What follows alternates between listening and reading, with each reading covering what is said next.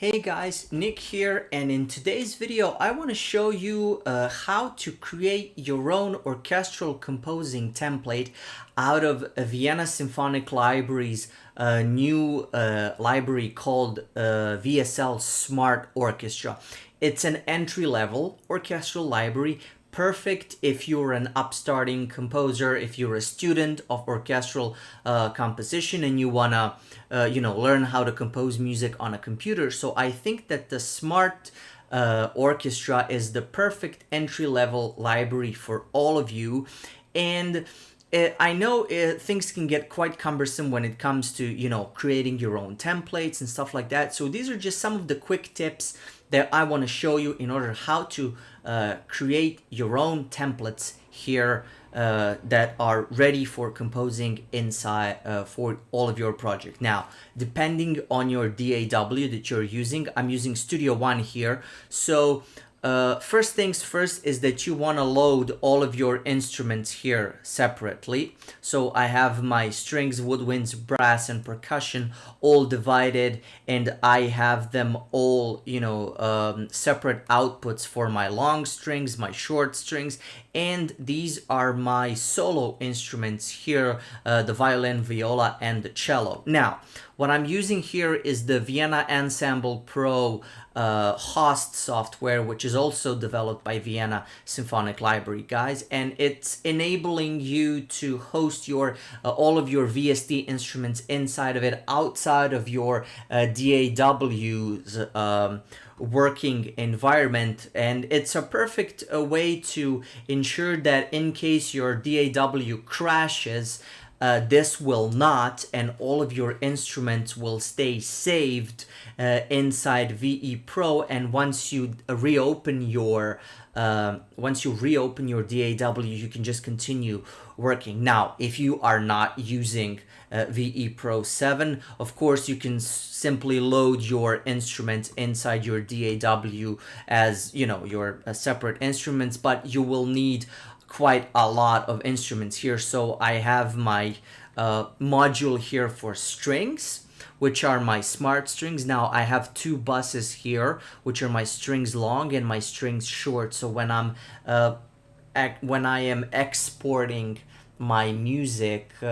I can have like, for example, I want to mix my shorts and my lows and my longs separately, and it goes for all of my, for both woodwinds and for my brass. For my percussion, I usually just have them set up like this, but for strings, woodwinds, and brass, it's always like that, longs and shorts separately. If you're a game composer, this is perfect to have individual layers for implementation music, as I explained in my previous video with Big Bang Orchestra Action Cue, where I showed you. So these are it's always good to have separate longs and shorts. Now, Vienna Synchron Player is a free sample player developed by Vienna Symphonic Library, and when you load inside Smart Orchestra, when you load your strings,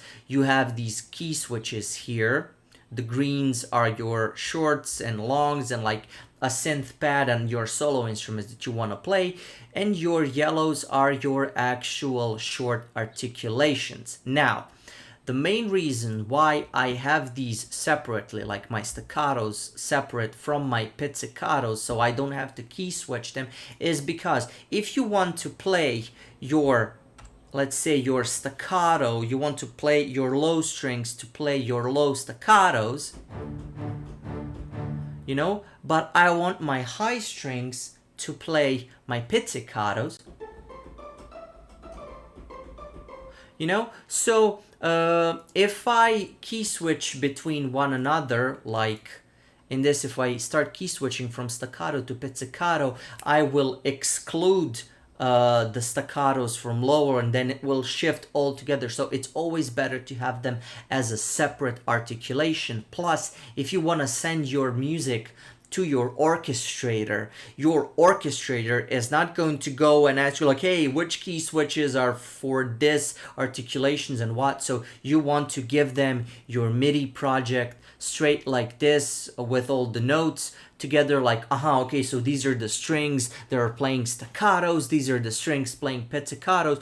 It's not just for your entire string section, it's basically for all of your instruments inside your orchestra. So Smart Orchestra is created as spread across the keyboard sections, so strings, woodwinds, and brass, but you have more advanced libraries like synchron strings or dimension strings, which have first, second, violins, violas, cello, and basses separated together. But this is an entry level, so for somewhere around 175 euros or $175, depending on the place on our planet that you live in. This is pretty cool, and it's a pretty fair price for what you get.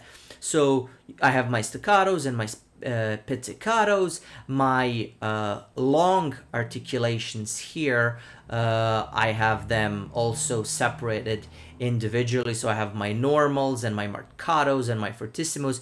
And as you can see inside my host, Vienna Ensemble Pro, I have them all sent into my strings long, so they will all go through strings long, and these shorts will go from string shorts, and my solo instruments will have their own separate outputs. They are all color coded separately, so I know which articulations are which, and this type of approach is spread across all of my instrument sections. As you can see, my woodwinds here and my brass here, so everything has the same functionality. My percussions have their own separate, because these are just percussive instruments that I have included harp here just for fun, so I have them all separate on their separate outputs. So once you create a template in your DAW, you will have in your mixer your separate woodwinds, longs, and shorts, and your separate outputs that you can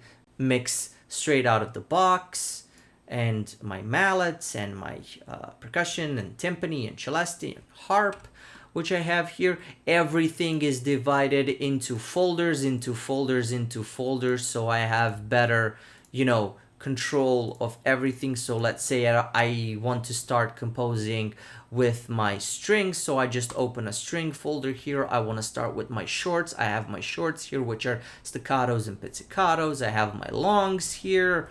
So it's always good to have folders and folders inside folders for your separate instrument sections or your separate instrument articulations, and you can save this entire server project here, and it will always load up as your template preset. And if you save your template here inside Studio One, you can always load it. So it's a pretty good way to manage your template and always have something, always have it all sorted out, so you don't have to scroll through a whole bunch of instruments and a whole bunch of articulations. So it's always easy to have everything into folders. And VE Pro 7 is a really useful host application that will make sure that in case your DAW crashes, this will not, and